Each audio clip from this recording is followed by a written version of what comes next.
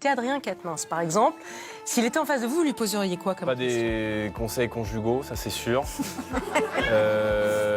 Capable d'être drôle. Pourquoi ne pas démissionner, ne pas se retirer? Enfin, la France insoumise a fait la leçon à la terre entière, où la simple mise en accusation valait démission. Et vous deviez démissionner, au mépris en fait même de nos règles les plus élémentaires, qui sont les règles de droit. Et là, on voit que chez eux, il n'y a pas de problème. Donc c'est faites ce que je dis, mais faites pas ce que je fais en fait. Vous avez Bouba en face de vous, vous lui posez quoi comme question? Est-ce que le combat avec Caris va avoir lieu ou pas? Oh, il est sur autre chose maintenant, il est sur Magali Berda, donc... Mais non, parce qu'on n'a jamais eu de suite à ce truc-là, en fait. On n'a jamais su si c'était du show ou si c'était sérieux. Avec Allez. Orly, quand même. Oui, Vous- c'est vrai. Vous avez Emmanuel Macron en face, vous lui posez quoi comme question?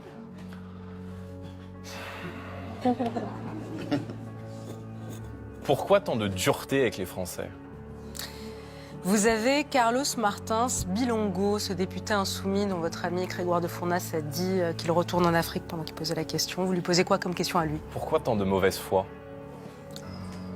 Ah ouais. Bah, en fait, Ah ouais. oui, parce qu'ils ont parfaitement entendu que quand Grégoire de Fournas, qui a dit que c'était pas très adroit d'ailleurs, qu'il retourne en Afrique, il parlait du bateau en question. Ouais. Et la France insoumise a cherché faut dire, d'ailleurs c'est marqué sur le procès verbal de l'Assemblée, on cherchait à instrumentaliser l'affaire en laissant penser qu'il parlait de ce député. Et honnêtement, je trouve ça un peu limite. Si vous aviez en face de vous Vladimir Poutine, vous lui demanderiez quoi? Pourquoi? Pourquoi quoi? Pourquoi avoir violé la souveraineté d'un État et créer les conditions en fait, de l'isolement aujourd'hui diplomatique de la Russie? Est-ce que vous avez peur de l'avenir à cause de Vladimir Poutine? Et je parle très sérieusement. Est-ce que vous avez peur de l'avenir européen d'une manière très sérieuse, comme j'ai pu entendre M. de Villepin, qui m'a fait flipper il y a quelques jours, à juste titre, en disant que c'était très très grave et que les Français ne se rendaient pas compte de la gravité de la situation? Oui, parce qu'en fait, personne ne sait où Vladimir Poutine et jusqu'où il peut aller. Et d'ailleurs, je vous rappelle que même une semaine avant le déclenchement des conflits, quand on était interrogé sur tous les plateaux, et même d'ailleurs le président Zelensky doutait en fait même de la volonté de Poutine d'aller au bout et de déclencher une agression contre l'Ukraine. Éric Ciotti, vous l'avez en face, vous lui posez quoi comme question? Il vient d'être élu président des LR. Pour qui avez-vous voté au second tour de l'élection présidentielle? Ça, c'est une bonne question. Nadine Morano, vous l'avez en face. Il paraît que vous essayez de la voler à LR. Ah bah ouais. J'aimerais lui dire, est là. Nadine, que vas-tu faire aux... Non, mais Nadine, que vas-tu faire aux élections européennes l'année prochaine? Je pense que tu fais partie de ces patriotes sincères de LR. Et moi, j'aimerais rassembler tous les patriotes sincères. Ça, c'est de la drague, ça. Non. Gérald Darmanin. Quelle chance. À quand le match retour? On avait fait un débat pendant l'entre-deux-tours de l'élection présidentielle.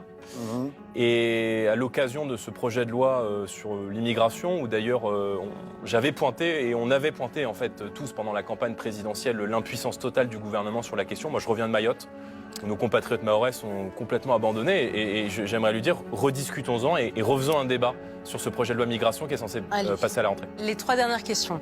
Jean-Marie Le Pen.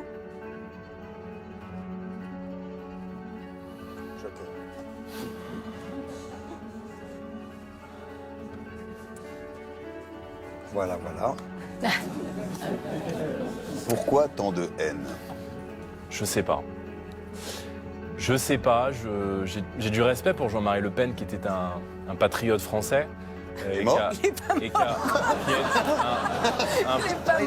Non, mais je parle de sa carrière politique. Il est retiré du jeu politique, il a été un patriote J'ai français. loupé un truc. Mais vous savez que je ne l'ai rencontré que 3 fois, Jean-Marie Le Pen.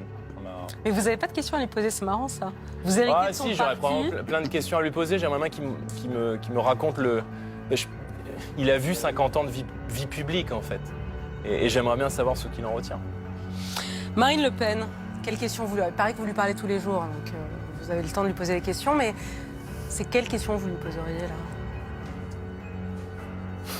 C'est compliqué parce qu'on se parle tous les jours. Tu me laisses ta place en 2027? Pourtant, c'est les questions les plus évidentes. Est-ce que tu m'aimes? Je sais pas, moi, trouver un truc. Parce que là, Vous savez c'est... que je la vous vois. Je ne tutoie pas Marine Le Pen. Je vais être le seul d'ailleurs au Quelle est la question? RN. Est-ce que je peux tutoyer? Est-ce que je peux vous tutoyer? Est-ce Non, que je non, vous verrai je- un jour présidente et c'est ce que je vous verrai un jour à l'Élysée? Parce qu'en fait, mine de rien, c'est pour ça que je me suis engagé en politique. Jordan Bardella, vous l'avez en face? Quand est-ce que tu prends quelques jours de repos ou de vacances là? Parce que c'est l'addition de campagne, si vous voulez, entre les régionales, la présidentielle, les législatives, le congrès. Ça vous va bien autant. Parfois, il faut se retirer quelques jours pour. Oui, même quelques années, allez-y. Hein.